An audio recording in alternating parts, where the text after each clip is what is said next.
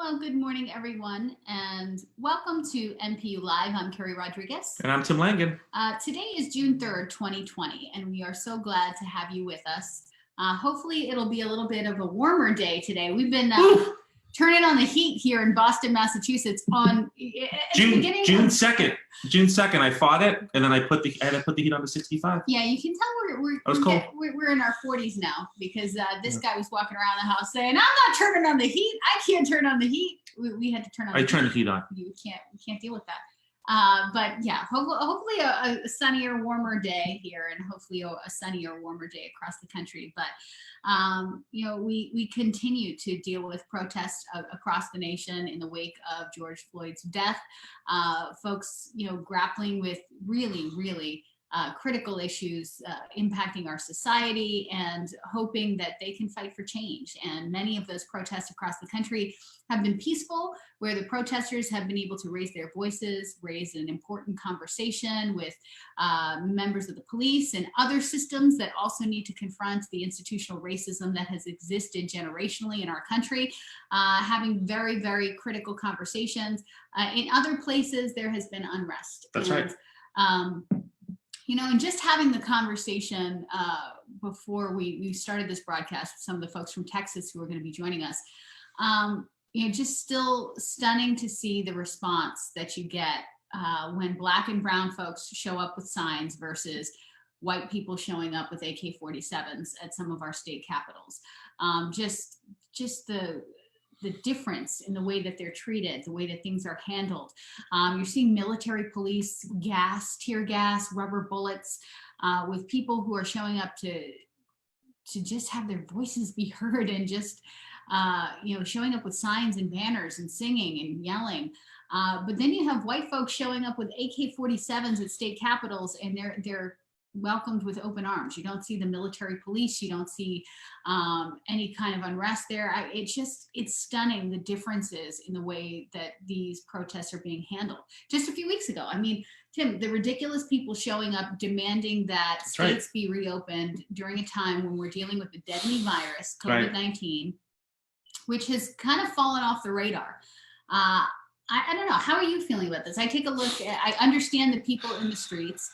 Yeah. We have not been in the streets, frankly, because some members of our family are really, they're vulnerable to. I felt much better yesterday talking to a friend of ours saying that he just cannot go, as much as he would like to join the protest, he could not because he is a father in his 70s. Same here. I have two parents in their mid 70s. As much as I support the protest, I can't justify going out there and then coming back and possibly getting my parents sick. It doesn't mean we're not taking action. We're donating money. We're trying to lift the voices of the people who need to be heard in these moments, listening to what they need and trying to get it to them. And if it's money, then it's money. If we can't show up with our physical bodies because of COVID-19, we're gonna make things happen, and we do make things happen by channeling as many donations as possible and activating our networks to make that happen. But it's just funny. A couple of weeks ago, all we could do was talk about COVID-19. Now it's kind of fallen off the radar. Yep. I'm very concerned because, the Black and brown folks need to raise their voices in this moment. It has to happen, but they're also disproportionately impacted by COVID-19. They're having to put their lives in jeopardy because they must take action against this injustice. And I just, I want to be there, and we all should try to be there and be as compassionate as possible to make sure that they can do what they need to do and be heard in the ways they need to be heard. And then, make sure they have what they need to take care of themselves, in the middle of a deadly virus. But the idea that a couple of weeks ago, we're sitting here talking about, just hitting 100, these folks hitting 100,000 deaths, hitting 100,000 deaths, these, I'm going to call them idiots. I'm sorry. Showing up at state capitals with, machine guns, automatic weapons, demanding that states be opened. I've been in the Massachusetts State House. I've never needed a machine gun. Never. It's a public building. You can go in. You can go and you can say whatever you want. You don't have to brandish a weapon of any type. But showing up there, showing across the country. I didn't see the state police. I didn't see the local police, with the riot gear. I mean, we saw there are tanks in the streets. That's right. Tanks in the streets. rubber bullets, gas, tear gas, all of this stuff. You didn't see that. They were not preparing to go to war with protesters the way they do with Black and brown people. And let's simmer on that as we have these conversations about inequity and how folks are treated. Because if you're not clear-eyed about this, I mean, it's right in front of your face. Right. Why these actions have to be taken. Why, and it makes me mad that Black and brown folks have to put themselves in danger again, just as they did before as essential workers, because they are fighting for the heart and for the future of this nation, so that we can actually achieve our goal of being the America our children deserve. And it makes me mad as hell that they have to put themselves in danger in these moments. And they're confronted with, military police, and that's what it is. In the militarization of police that we have seen, I mean, it's right in front of your face. We don't have money. We're hearing we don't have enough money. We're cutting education. We're cutting health services. We don't have enough PPEs, but we don't have enough PPE, but we have money to instantly operationalize tanks in the streets and tear gas and rubber bullets. That's what we got money for.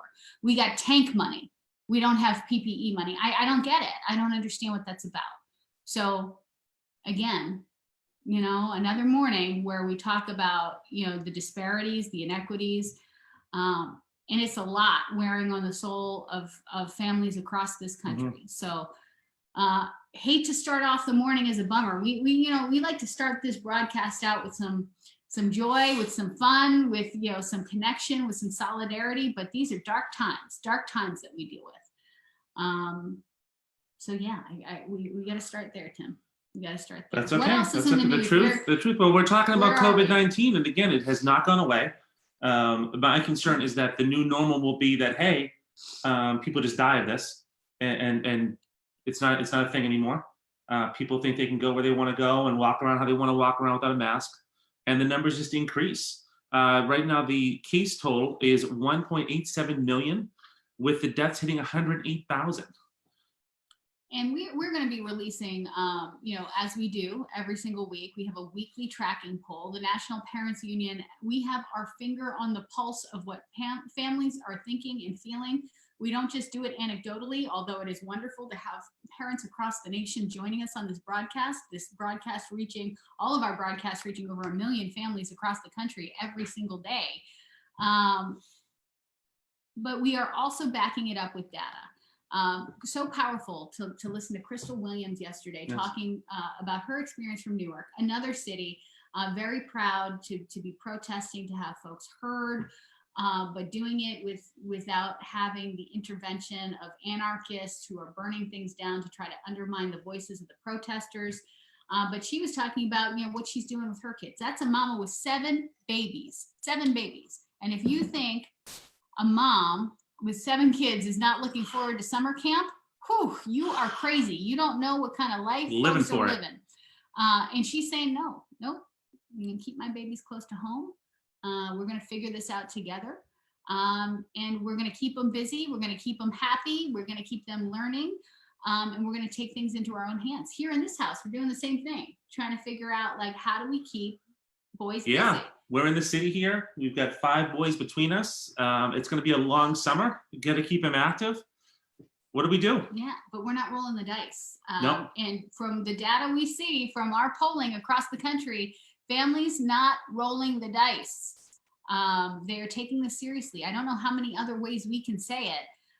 Families want to hear from experts. Families want a vaccine. They want to see people taking this seriously. We are not trying to shove our kids back into the same old boxes and the same old systems and putting them in jeopardy. We're not doing that. We need folks to take the voices of parents and families seriously and listen to us when we say, instead of trying to figure out how quickly you can shove us back into schools, we need to reimagine what school is going to look like. You should be using this time to prepare for what a modified education system is going to look like, because we're not ready yet. So again, more data coming at you this week to reinforce that as we take a look at what families are doing for the summer. We're very concerned. We're very nervous. We're figuring it out at home. We want more help, and we're willing to be in conversation and community with all of you guys to tell you what we need. But you gotta listen. And policy folks, and elected officials, all you folks who are listening to this broadcast, I know you do because you tell me you do. Open your ears. We're here to help. We want to be part of the team, but you got to be willing to listen to us. And that is kind of the theme of our work. That's right. And speaking of, there is some good news. There's some good news. Dr. Fossey has appeared from the nether regions. I don't know where he's been, but he said we could have a vaccine by early 2021. Oh, I like that. That's great. Let me know when it's done, Dr. Fossey. That's great. And it's good. And how we're going to roll it out, because here's another thing that's not going to happen. We're not going to have any experimentation on Black and brown communities because you got a vaccine. That's not happening. That's a conversation we need to start having too. Yep. Now, how this is going to be rolled out. Because we've heard it. This is a conversation again. Families are leading the way. Parents are leading the way. We have been having this conversation for more than a month. That's right. At the National Parents Union about testing, about vaccination, about not repeating history. Bernita, I hear you, girl. Bernita Bradley speaking truth and taking us all to school and all to church all the time at the National Parents Council, reminding us about how we need to have equity-based conversation when it comes to vaccination, when it comes to testing. Like, we've gone down this path before of experimentation on Black folks, on brown folk. We are not doing that again. So bring us to the table, because we'd like to have, again, an equity-based recovery in education, in social justice, all of these things. We cannot repeat the things we've done in the past. So I hope Dr. Fauci is thinking about that. Make sure you pick up the phone. You give him a little jingle. I will. Give him a little jingle, And I'll keep pronouncing his name Dr. Fauci too. I think it's Fauci. No, it is Fauci. Is it is it? Fauci. I've been pronouncing it wrong. Oh. See, I'm saying you're right there. I'm sorry. I hope the Yes, show's you're right. Is You're the right. show being recorded? It is being recorded. Okay, You're I'd right. like You're to right. clip that so we can You're put right. it on loop. So that's great news. Mhm. Also, too, like we said, thousands of protesters across the country last night, again, protesting peacefully. Of course, there were some exceptions. Actually, right here, right? Bang it out here, take a right on 93 to Brockton. Way Down to down. Brockton. They broke into a Dunkin' Donuts and burned it. And we want to send love. Massachusetts Parents United, well represented in Brockton. We have a beautiful chapter of parents there who are out in the streets and protesting, and we're a part of that. This is their community. Our hearts are with you.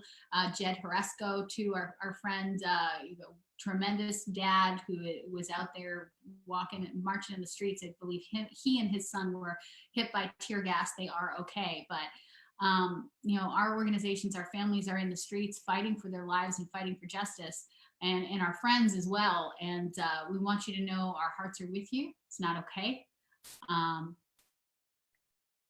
don't know what else to say. That's all we can do. You. We see you. Love you. In other news, 9-term. This is some best good, news in the morning. Lay it on us, Tim. Have you had any coffee today? I have. Okay, I just want to make sure you didn't forget your coffee today. I can't tell. So, not good news, great news. 9-term Republican Congressman Steve King of Iowa lost his primary. This is a guy. Oh man, what a piece of work this jerk is. Oh my goodness.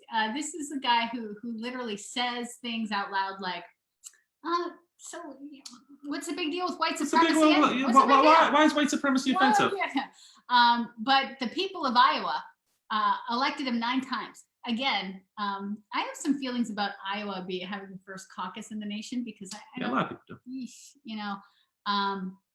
They've elected Steve King 9 times, so I don't really trust their judgment on picking our nominees. But that's for another day. But Iowa has come to its senses, and way to go, Iowa! That he has lost his primary. Hallelujah! Well, let's see what this jerk comes up with, because Lord knows he'll probably run a sticker campaign. Keep fighting, Iowa. Well, he lost to Randy Fenstra, so that's good news. That's Whoever good news. that is, I'm way sending to go, you Randy. a check today. Way to go, Randy. Get him. Way to go, Randy. Love you, man. Tune in for all this week's shows. It's going to be a busy week. I think it's going to be a fiery week, if you can tell. I got to tell you, man, I don't know if I get the camera close. Does my head always look that big? It looks fine, dear. You got a big brain. Oh, my God. I'll go with that. That's what my mom told me, too. Yeah, she said I got a big brain. Tune in today for more Parent Power with the Parent Effect with Kelly Williams-Ballar at 6 p.m. We got Maritza at 4 p.m. At noontime, we have our Spanish show. That's right. That's great. Oh, today's Dora Day. It is. Dora Aguilar. We That's love right. her. Love it. Tomorrow, I'm really excited about tomorrow. We're gonna have Bib Hubbard on tomorrow. I love from Bib Learning Hubbard. Heroes. She's from Learning Heroes. She's also a board member of the National Parents Union. They've been doing some important surveys of parents. We want to dig into that. I'm excited. Learning Heroes has been an extraordinary friend and partner of Massachusetts Parents United and the National Parents Union, teaching us the questions we need to ask, the information we need to demand so that we can be well informed about That's our right. kids. So excited about that. I want to hear about what they're planning for the fall because I know I have questions. I want to make sure I get them right. That's right. Well, today is going to be a great day. Speaking of great partners, today is Texas Toast Day. Texas Toast Day of the National Parents Union. Oh. So let's start out with our first. 2 big slices of Texas. That's right. So let's bring it on. See what I did there? That was a fly. That wasn't scripted. Let's start out with our first Texas guest, our good partner, Mira Brown. From Austin, Texas. Austin, Texas. Our bright ray of sunshine. I remember when I used to go to Austin. Remember when we used to travel? Oh man, remember when we got on planes? It was amazing. Mira, good morning. How are you? Good morning. I'm good. I'm so happy to be back with you guys this morning. I've missed you. We've missed you, and we love you to pieces, and we're so glad to see you this morning. Want to check in with you first and foremost. Protests obviously in Austin. It's like a big bright spot in Texas. There are some, bright spots. Houston, we're going to check in with Wendy Gonzalez-Neal, who's coming on next from one of our parent organizations. But some folks fighting for justice there in Austin as well. So what does it look like in your city, and how are things going? This weekend, there was supposed to be a larger, as I understand it, of course, there was supposed to be a larger protest on Sunday at our state capitol. And the organizers were worried about people's safety, not from each other, certainly to be clear, but from how the protests would be perceived or handled.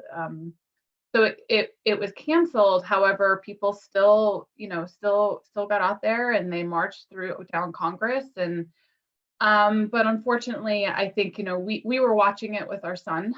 We thought that was important. We had wanted to be there. Had heard it was canceled. Some friends of mine had hoped to go as safely, to your point, as we could.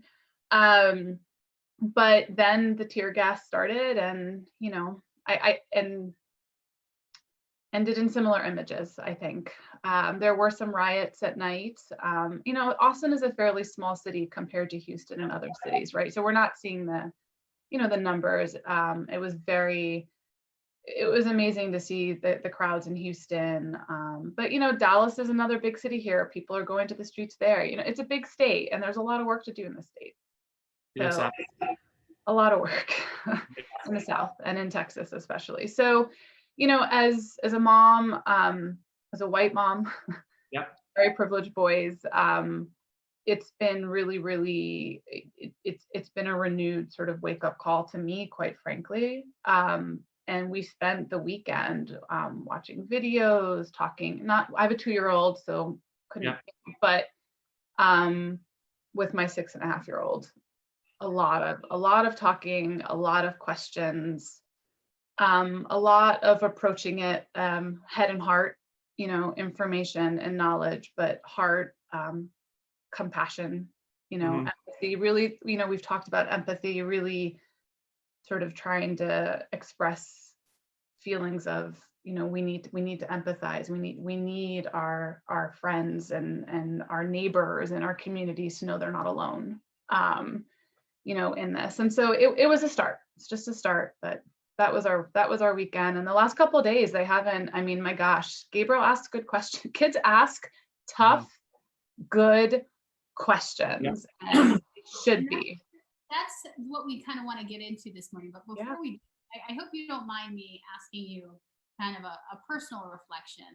From your family's point of view, like you've shared with us, your mom is a former refugee in this country. You were really moved by what we were seeing in airports, last year.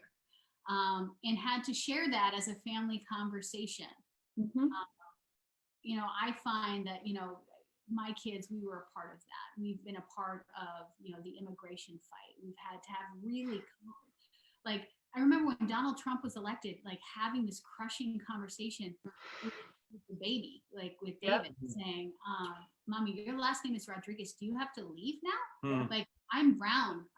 Does that mean we have to go? And where would we go? Because this is where we are from. Like, what place do we have to leave to?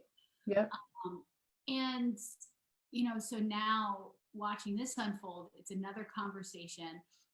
Obviously we're a parallel community, so we stand in solidarity. We have to be there for Black Americans right now who are standing and fighting, because they're in the lead right now, and we all have to show up for each other. But yes, I'm thinking about it through that lens of having to have these conversations about, why we have to protest and why we have to go out and raise our voices, and when it's our community or when we're standing in support of another community. So how did that go for you guys this week? Can you share a little bit about like how you explain this?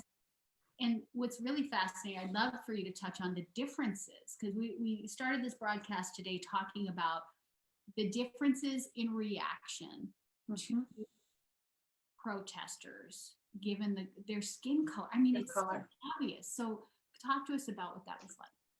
Yeah, no, I'm happy to, and I'm happy to get personal on this one. We have to be vulnerable and personal. And so you had shared, and I had shared, that protesting, using our voice, is not something that is new in conversation to my 6.5-year-old for a variety of reasons, and so, my mom is a refugee. She came here from Palestine, where she lost her home, and I was raised with this sort of commitment to certainly all people of all skin colors, but yes, like the immigration, refugee, all of that is something that's so deep and so personal.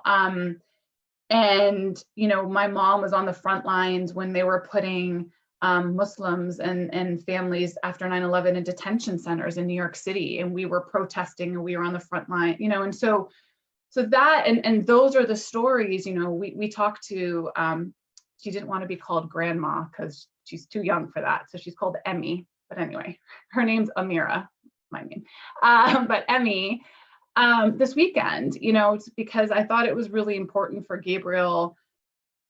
If empathy comes from making connections and feeling, I felt like it, and to try to understand in order to say you're not alone or I see you, I felt like it was really important for him to talk to Emmy, to grandma, about those experiences. And so we talked a lot, and she did share her experience of being a Palestinian in Israel is being a second-class citizen, is being stopped and thrown in jail with no right. And so there was a very deep conversation there. But one thing that Gabriel asked me when we were watching the protest is because I had gone to San Francisco International Airport during the Muslim ban, and I had protested for days there. And I didn't bring Gabriel. He was 3 or 4 years old, and I felt like he was too young, and I didn't know how it was going to go, especially at an international airport. They were peaceful. There were no dogs. There was no tear gas. There were no SWAT teams. There were police, certainly, but they were respectful. And the first thing Gabriel said is, because he was trying to make connections between what he saw in the videos that I was showing him years ago of those protests. And I did take him to the Women's March after Trump was elected in San Francisco in the Bay Area. And he participated in that. But Mommy, there's smoke in this one, because to him, he doesn't know what tear gas is, right? He's 6, and there's smoke. Why are they throwing smoke at the protesters? And like that in of itself starts a really hard conversation that has to be had, especially as a white mom, to say, you're right. I was treated differently as a protester. We were treated differently as a protester when we were protesting something important and critical and all of that than our brown and Black, community members and friends are being treated today, and that brought up a lot of really hard and tough questions that I didn't have all the answers to, myself, but I'm glad he asked it. And I'm glad that he's making those connections. And quite frankly, he made that connection faster than I made that connection this weekend, which our kids are, they're so capable of making these connections and seeing it and understanding it if we give them the credit to do it. But in all of the research and all of the work we did over to really pull the best practices and the developmental psychology and all of that, parents aren't talking to their kids about race. And so we're not giving them the opportunity to make these really important connections. Yeah, it's so valuable that he has Emmy to call, and his grandmother can give her firsthand experience of what it's like to be a refugee and have to leave a place and seek refuge in America and what America is supposed to be. And, watching, how we have to fight to actually get America to live up to the promise of what we tell kids that it actually, and not all kids have that. So it's just, when we are able to turn to our elders and our ancestors and our own lineage and say, like, let us not forget, what they went through to come here. Fleeing fascism, fleeing communism, like all of this promise of America, and then to see that, America continues to be a work in progress, and we can love it at the same time having to fight to shape it to actually fulfill that promise. But we want to get into folks that may not have that resource of Mira, like, it's your mom. Like, you can call your mom and say, and try to work with her. Not every family has that. And what is encouraging and what is a bright spot in all of this pain and sorrow in this moment. And I want to take a moment to just acknowledge Chanel McLeod yesterday, who joined us. It was so incredibly powerful and heartbreaking, but cleansing to just be able to be in her presence as she processed her pain, as a mama, as a wife, as a sister, as a community leader, all of these things that she would share with us and bear her heart with us, all of these things. With all of that pain, as we try to figure this stuff out, it's encouraging to see, white families come together and say, we don't know what to do, but we want to do something, and we want to do better, and we want to acknowledge white privilege, and we want to break the cycle. How do we start to do this if we don't have an Emmy in our house, if we don't have it directly in our faces? Like, how do we figure this out, and what are the resources? I think one of the places where we should best start is, how early is too early? You were talking about, like, how early is it, should you bring your kid to protest? Like, I was a mama that, I was baby wearing, like, my baby, come with me. Like, that's just life. My kids will turn to me and be like, we haven't met a good Democrat in days. Like, if they haven't been, like, hanging out with a US Senator lately, because that's what we do. We get in the fight and we show up, and that's it. I've had, I remember, actually, one of my Facebook memories this morning was me wearing my foster daughter on my back as I was speaking to the Massachusetts Democratic Convention, because, like, we got to show them. They learn by watching us. But I'm encouraged by that. But we know that, at very, very early ages, our kids are picking up and they see difference, and we have to kind of, like, imprint this on them from the very beginning, because if we're waiting until they're teenagers, when we feel like they're mature enough to have these deep conversations, it's too late. Impressions. And even then, we're not really having the conversation, and you're right, it is too late. And I think that was to your point, Keri, sorry, I didn't mean to cut you off. I'll take a step back. When Sesame Workshop did a phenomenal, study in 2018 about sort of identity and parents and all of that, and 10% of all parents are talking to their kids often about race and differences and identity. And that's 6% of white parents. And so when you think about it from that perspective, and to be clear, I don't think talking is certainly not enough, right? Talking is a form of starting to take action, but silence, to your point, is not an option either, because then our kids do become old enough for high school or whatever it might be. And in those first 10 years, if you look at the developmental sort of milestones, like by 3 months of age, kids are starting to notice babies are starting, to notice race-based differences. 3 months of age. But between 2 and 4, they're picking classmates, right? They're picking playmates based on skin color and race. In kindergarten, they essentially start showing similar biases to the adults in their life. Kindergarten, 5 and 6 year olds, and by age 12, like, they're molded, right? So if you flip that, you think about, I have 10 years when kids, when I can really instill, right, that what we're talking about with, and really teach and nurture, right, our kids. And in looking at sort of the research, the reason why parents say they don't talk to their kids about race is because they're afraid that therefore they're going to have racist children, or that they're going to introduce racial bias, right? So they're doing the opposite. They're saying, I'm too scared to have racist children or introduce race, so I'm just not going to talk about it. Except that when you don't talk about it, your kids draw their own conclusions based on what they're seeing, right? And then when you think about the sort of checking ourselves, one thing that Gabriel said to me, and this is a check on me, which is hugely important when you think about drawing their own conclusions. Hey, mommy, why don't we have more brown and black friends? He literally said that. And I was like, you're right.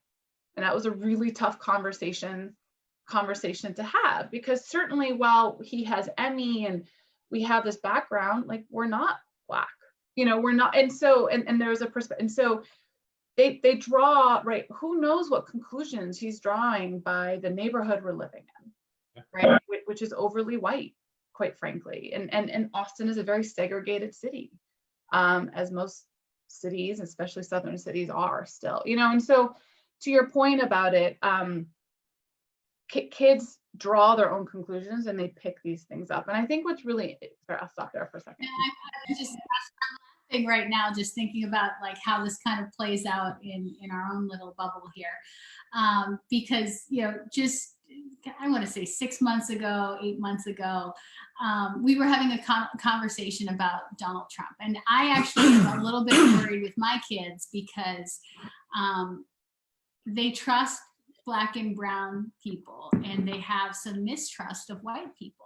And so, like, we're trying to have a balancing conversation about how not all white people like Donald Trump, not all white people don't like Black and brown people. Like, it's a tricky dynamic, right? And so I used Tim as an example, and I was like, well, you love Tim, and Tim doesn't like Donald Trump, and Tim is a white person, and he doesn't like Donald Trump at all. And this look came over David, and it's funny to think about now, but he was like, Tim is a white person? So even what defining like white and Black and brown, like it did not occur to them that Tim was white, because Tim is good, and they love Tim, and Tim is safe, and Tim does not like Donald Trump, and Tim. Sorry to break it to everyone. Yeah, I'm white. Yeah, so it just didn't, like, they have their own mindsets, and unless you're having these conversations where you can kind of shape and grow, and we laugh about it now because of course Tim is a white person, but it's very interesting, how they come to their own, and helping them process this, and they're not always wrong, and sometimes they have great ideas. Like you were just talking about Gabriel recognizing things before we do, and we learn from them as much as they learn from us, but we don't know what's inside their heads unless we start to explore this stuff, and being too afraid to open this can of worms is not a good look. And I feel like a situation like this pushes parents like me to overcome that fear, to talk to my kids about race before they bring it up. Because again, I feel like myself, I only address it when Max asks me a question. Do you all white people like vanilla ice cream and black people like chocolate ice cream. Yeah. You know, something Yeah. random like that. And it's not really that I'm talking to him about it. I'm nipping in the butt and shutting it down, but we're not having that conversation that we should be having.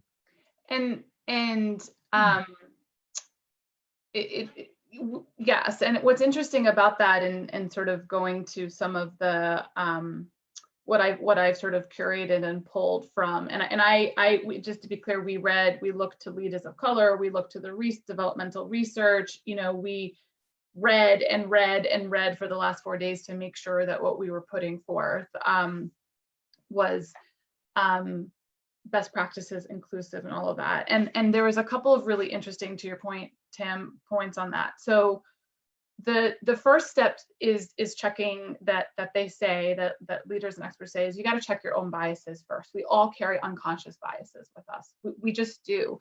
And that's a really hard thing to do. It's really hard to look yourself in the mirror. But if we're asking our kids to look themselves in the mirror, we got to start first with ourselves. And there's passive racism that we are practicing in things that we likely don't like think about, to your point, where I live, the schools our kids go to, the activities they participate in, who our friends are, who previous to COVID, who used to come over for dinner, right? Or come to all of these small actions and behaviors inform and influence how our kids perceive race. And then if you're not talking about it, you're not being explicit about it, they are drawing their own conclusions about race or about community or whatever it might be. And so, and the other thing, yeah, I want to pause right here too, just because I want to be very careful with this conversation. Yes. In some of the communities that we're in right now, because some folks will take these tips and say, okay, well, I got to go out and I've got to diversify. I've got to find some Black and brown people to be friends with, and I'm going to, invite them into my house. And like the tokenizing and that's not what I mean. Totally. I just want to like really be clear, yes. like, because I've actually seen it in our own community here, just outside of Boston, literally like touching Boston across the street. Where people will try to curate these experiences using Black and brown families, Black and brown children to try to create these diverse experiences for their white children. That's not okay too. No. In our school system, there's a program called Unidos, which is a bilingual immersion program where it's like half the class is, English language learners and half are white children. And it's very sought after because it's like this boutique-y experience. Wouldn't you like your white child to learn how to speak Spanish? And when you take a look at the outcomes for the children in that class, the white kids are doing great. Of course. Learners, not so much, because it's almost like they're there as a prop. Tokens. To help curate this experience for white children to be exposed to a very diverse experience. So again, at all, we got to stop. We got to consider, like, are you tokenizing people? Are you using communities? And it's about building relationships and authentic. And what are we modeling for our? I just want to stop and pause and be thoughtful about that. I appreciate that. Yes, absolutely. I 100% appreciate that. And that is certainly not my intention, but it is recognizing that, as a country, we still do live in very segregated communities, and mentioning that and talking about that and being clear about that. There sort of research and experts will say, to your point, right, this is not a tokenizing, this is not that, but like, start with the books you read. Start with the movies you watch, start having really, and especially for white families, certainly this is certainly more for white families, but the conversations, to your point, right, that you have. And I think another really interesting point on that front that was helpful for me, because I remember how I was taught about and thought about race in New York City. And, leaders will point out that if we teach children, I want to make sure I get this right, that racism is a thing of the past, right? We talk about Martin Luther King, we talk about, all the civil rights movement, and we talk about it in the past.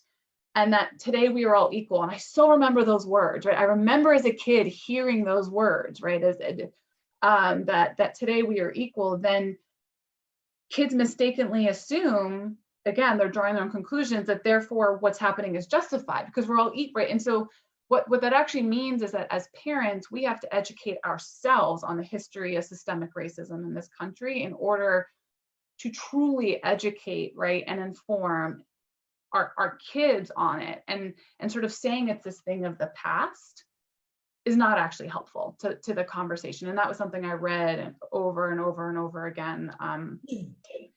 And so I'm trying to do that myself right now. I was like, I need to brush up, I really do, and before I try to, before I share with Gabriel. And so I'm trying to think about ways that we can do that together. So that's something else that parents can do.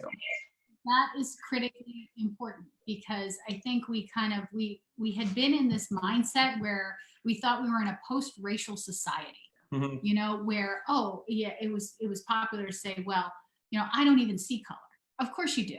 Okay, so what you're doing is you're lying about what you see and you don't see. You're not owning, implicit bias. You're not owning any of it. Of course you see a color. Of course, and kids see it.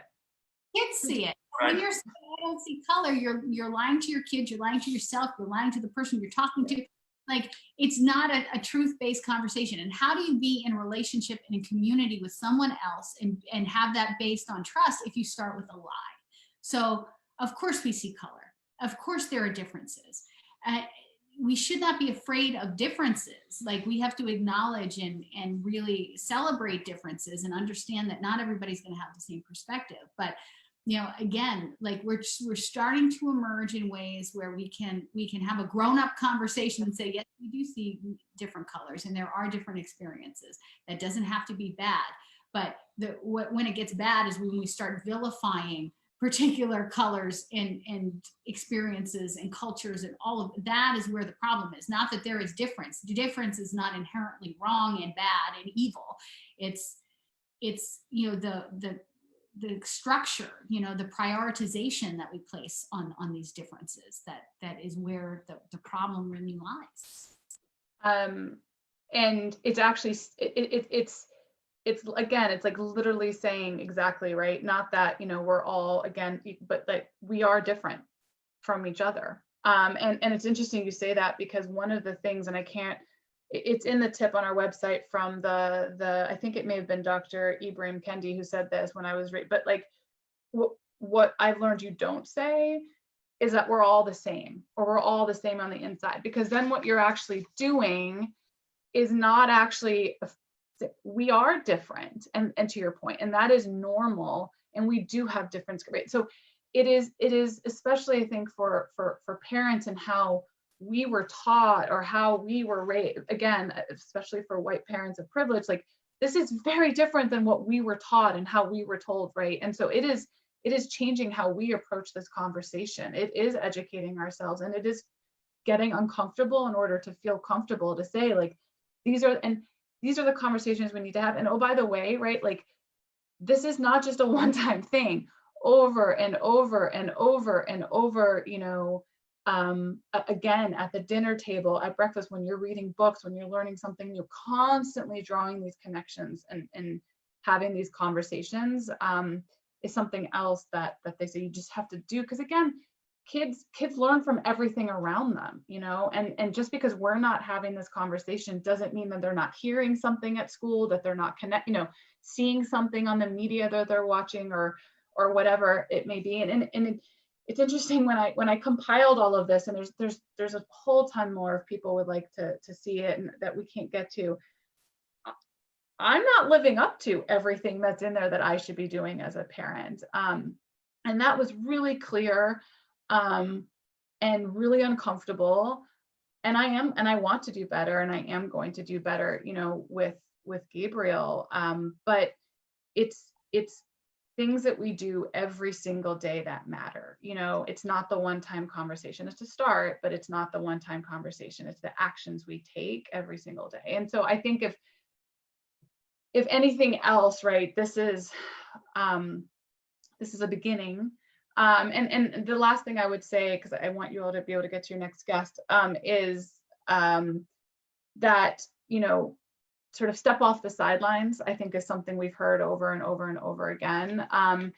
And there's a couple ways to do that. You know, Gabriel asked me the other day, you know, his best friend is brown and is Indian, and he is very, like, he has a lot of anxiety about Zaki right now. I mean, every day now as he was thinking about it. And he said to me, Mommy, what do I do if I'm with Zaki, as if he's ever by himself with Zaki at 6, but that's okay. Like, if I'm with Zaki and the police are there and they want to hurt him, I want to stand up for him, but I'm scared too. What do I do? And it was like, and I was like, how do I approach this as a parent? You know, there's things I want to say, which is like, you're white, and there's, with that comes, you know, but what I connected it to, what I tried to connect it to, and I probably didn't do it right, and I probably made mistakes, but what I tried to say is I connected it to sort of bullying and standing up for something you see that isn't right, and how to use your voice. And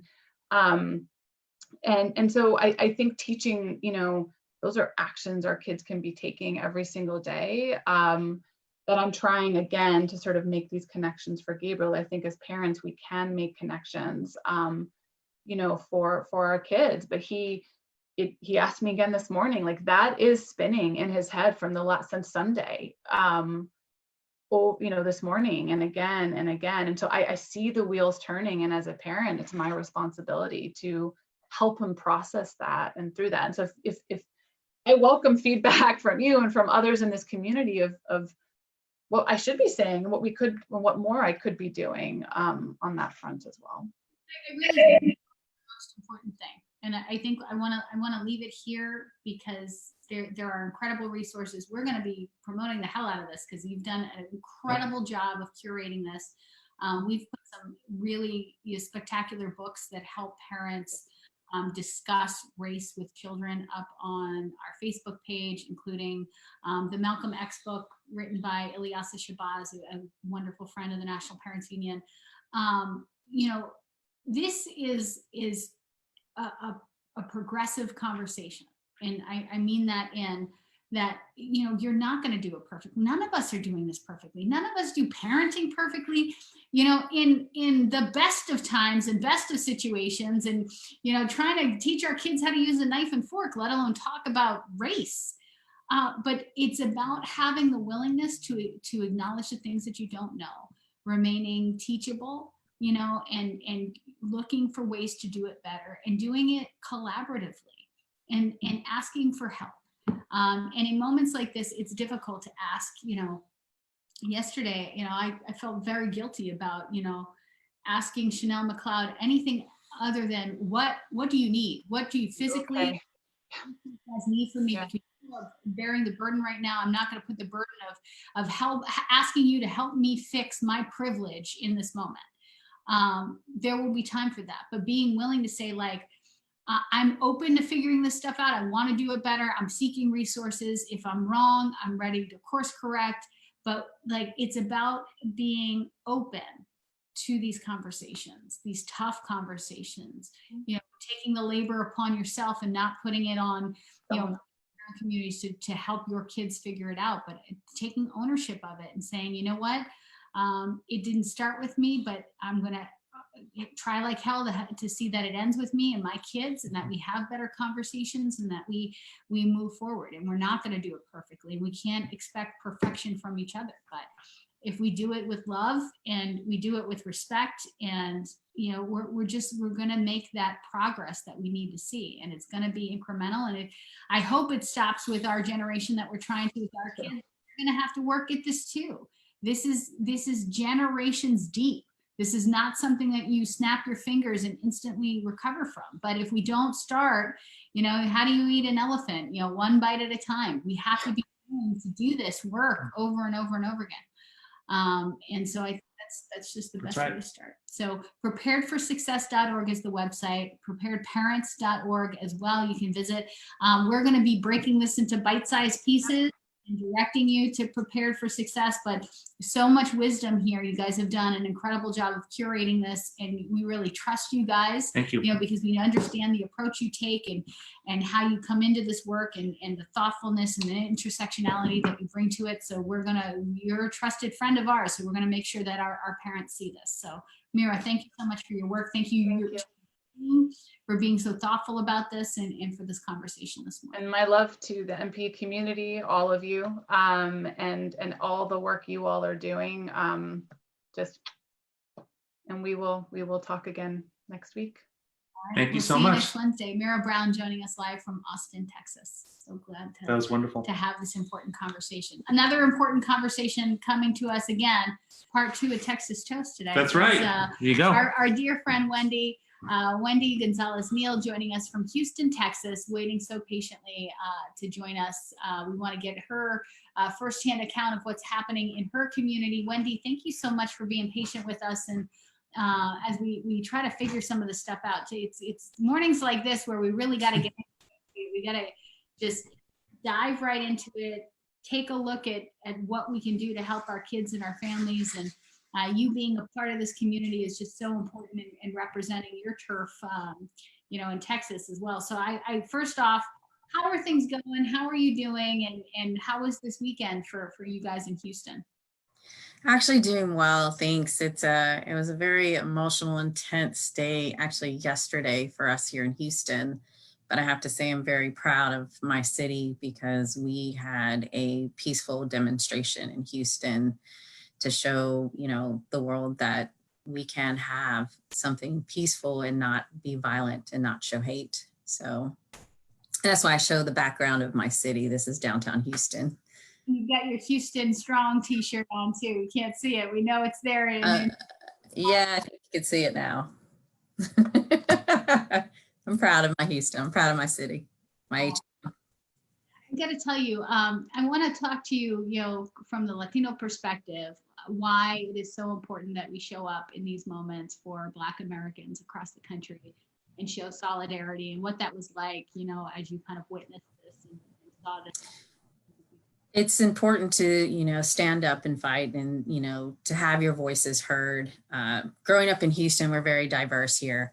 I had a father who was very involved in the community, was one that always, stood up for his rights, being in, young in the civil rights movement for him. So he told us stories and he told us how to stand up and fight and be a disruptor.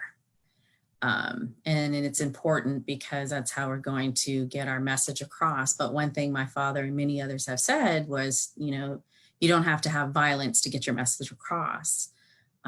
You can get your message across several ways, in different ways. And that's what we saw here in Houston yesterday during the march for the George Floyd. So it was intense yesterday, but I have to say, as I mentioned, we're a very diverse city, and to see our, Latino chief of police, Art Acevedo, being in the protest, our Mayor Turner being a Black mayor, marching with the protesters, but seeing everything here and seeing the news, you see all the negativity, the hate, but what you're not seeing is the positive things that you're seeing. There where you see the chief of police is hugging protesters. You're seeing, where the mayor is hugging protesters. And some of these protesters, they were not all Black and brown. They were white. They were different, ethnicities in, the protest itself. And it was so nice to see that. And you saw kids, parents bringing their kids to the march. There was a grandmother that brought her kids and wanted her to talk to the police, and it was a good experience. It's just, it's so tiring, I think, to have to continually have these painful conversations with our kids. I mean, I'm thinking about right now, like the emotional toll of having, grandmama taking her grandbabies to go and talk to the police, to teach them about the police and to not fear the police. but in some ways they have to be taught to fear the police, and walking that really fine line. I mean, I've been talking all week, about, my Miles. He's such a sensitive kid. He's the darkest of my kids. He really struggles with this. I have learned so much. Like, God has blessed me with this little boy in my life that has taught me so many important lessons, just through the questions that he asks and the things that he says and his sensitive heart. And, this is a kid who, I can remember being in North Station, we were going to a Red Sox game, and walking up to a police officer. He was like fascinated by the police at the time. But then having to have, conversations with, by virtue of who he is going to be in the world, which is a big brown boy, about how to navigate, and already having to have these conversations when he's 8. And how his view of the world is just so, it's a lot. It's not the view of the world that we want our kids to have, where they can be anything and everyone's going to treat them nicely, do the right thing. People are going to do the right thing back. And, it's really tricky to have, these conversations over and over, and tiring to have these conversations as these kids have to witness, the brutality that, happens in our society every day. So, how Well, like, talk to me about your experience as a mama, and like conversations that you've had to have. Like, what has this been like for you? well, actually, I experienced racism at a young age for me in Houston. I mean, it started in middle school. I saw racism from middle school, high school. I mean, in high school, I was being bullied by a white staff member, because of the color of my skin. And having my father, who was always, and also my mother, who fought and defended me. But one thing they taught about me is, there's a lot of hate in this world, but you have to look at the positive side as well. There are some good people out there. They taught us not to hate all police officers. There are some good police officers. And because what I went through and what my father went through growing up, having with my kids, I'm married to, a white man. So it's my kids look like him, to be honest. But my kids also grew up with, a diverse, classes. They didn't see that racism right away, because they saw them as equals. But I still had those conversations with, my kids, especially my youngest son. And when he went off to college is when I realized, I was a proud mama, because he went to a predominantly white college, and he looks like his dad, but the racism was reversed because of his skin color.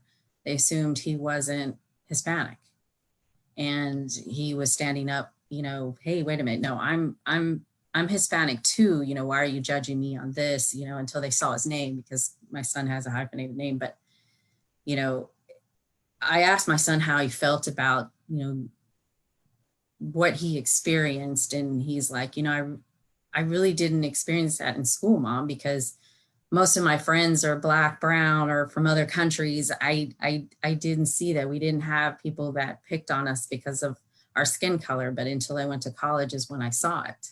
Mm-hmm. They picked on me. And so when you live that, like for me and my dad, we lived it. It was, I can't say easy, but we had to have those conversations with our kids to say there will be a moment where you're going to be judged by the color of your skin. You're going to be, it's something that we have to have that discussion at a very early age and talk about that, but also look at it in a positive way, but also stand up and what you believe that you see is wrong, and to stand up and fight what you believe in. And that's where my kids always have, my son stood up and fought for that. My daughters, so it wasn't something that, like you're saying, we're not perfect. We don't have a book that we can go to, we lived it. but it's not easy having those conversations with your kids, but you have to have those difficult conversations with them to know that the world is, you know, it's not perfect. I want to double click on that for a minute, because right now, a lot of folks, you know, concentrated on one major system because it's kind of in our face right now in dealing with police brutality, institutional racism in our criminal justice system. You know, it's on video. We see it. It's in your face. But so many of the systems, all of the systems we've created in America are institutional. And I want to get into the education piece of this, because it has been striking for me, and I'm not gonna mince words about it. When I'm watching the national teachers unions calling on institutional change in our criminal justice system and in, you know, police regulations and all of that, you know, to me, this should be a time for self-reflection for all of these systems, and those who run these systems, those who benefit these systems, those who are trying to protect a status quo that not only underserves our children, specifically in education, but often victimizes our children. And you know, for me to see that call from the national teachers unions, you know, of course they should say that. I'm encouraged to see them say that, but I also want to see them stop and stop. Because when we talk about the school to prison pipeline, the beginning of that pipeline is in the classroom. The beginning of that pipeline is a teacher picking up the phone and calling the school resource office and turning a situation that sometimes can be based in poor classroom management into a crime in which many of our children are then introduced to the criminal justice system as a result of that. You know, that itself, we've seen in situation. I think there was an incident in Houston not long ago where a school resource officer come in. You'd want to talk about police brutality in the classroom as a result of a white teacher calling in the police into the classroom because a kid wouldn't take their headphones off. And suddenly the kid is being thrown on the floor and thrown through desks and shoved to the ground. I mean, this is happening in our schools. And this is happening as the result of, frankly, majority white teachers fearing Black and brown boys a lot of the time, but also girls, because we know the push out is real. Like, this is something that has to be confronted in all systems, specifically in our education system. You know, I was calling it, you know, Karen in the classroom, because that is a thing.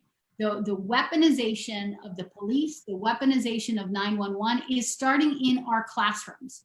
So while, you know, there's solidarity, you know, with those of us who are calling out for criminal justice reform and police reform and all of this stuff, education reform is right there. And they have turned education reform into a dirty word, while criminal justice reform and police reform seem to be okay for now. But education reform and talking about that system based in institutional racism, a system that was not set up to serve our kids. And we're lucky that some of our kids survive it. Now, forgive me for going off for a minute, but as a person who had the cops called on, I was expelled from public school based on this same stuff. So you don't need to tell me about it. I lived this stuff.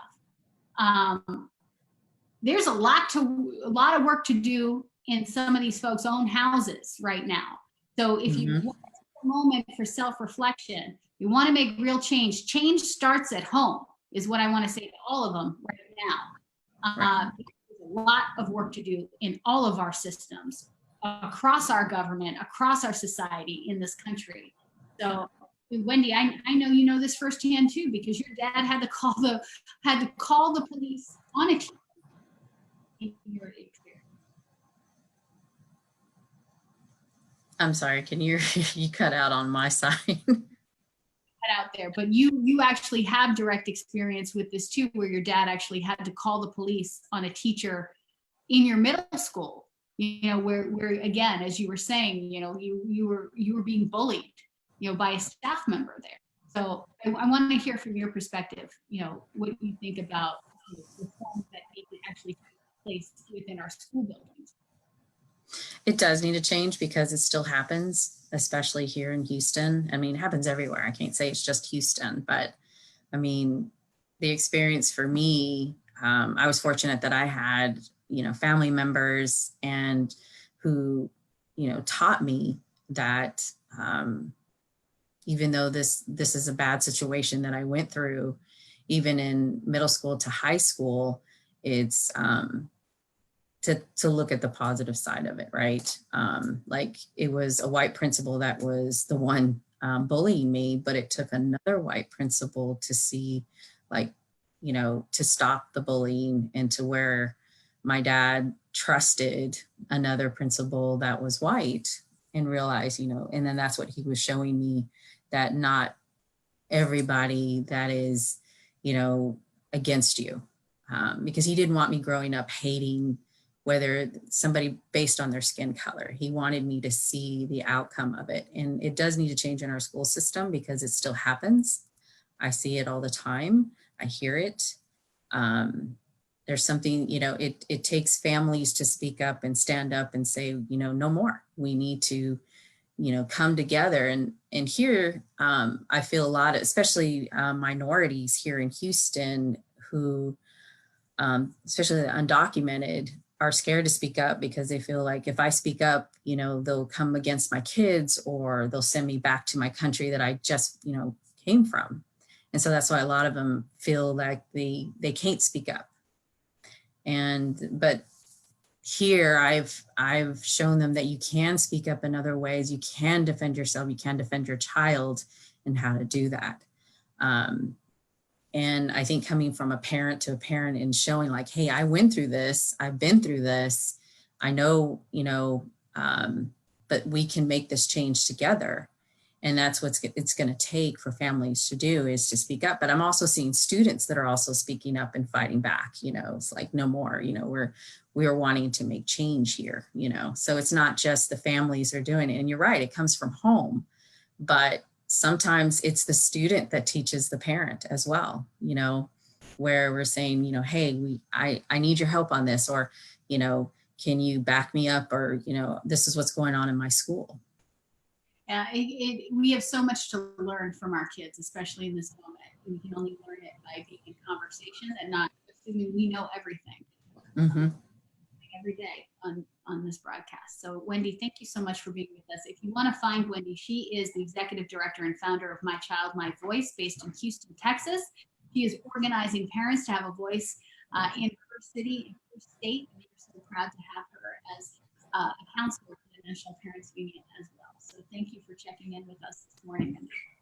No, thank you for inviting me back. It's always a pleasure to come on the show with you guys. Wonderful. Have a great day. That was a wonderful conversation this morning. Just so glad to have real, frank, honest conversations, parent to parent, about what we're struggling with, helping our kids navigate really, really difficult waters. That's right. But just because they're difficult doesn't mean we can avoid them. We've got to help our kids through this. We've got to help ourselves through this, our communities, if we want to come out, hopefully, in a better place. But, we're in it right now. But, that's right. Really excited. I want to leave us at a positive point. And Tim, you actually found this weekend, Sesame Street always does an extraordinary job of helping our kids through these really difficult conversations, and they're just such a trusted resource.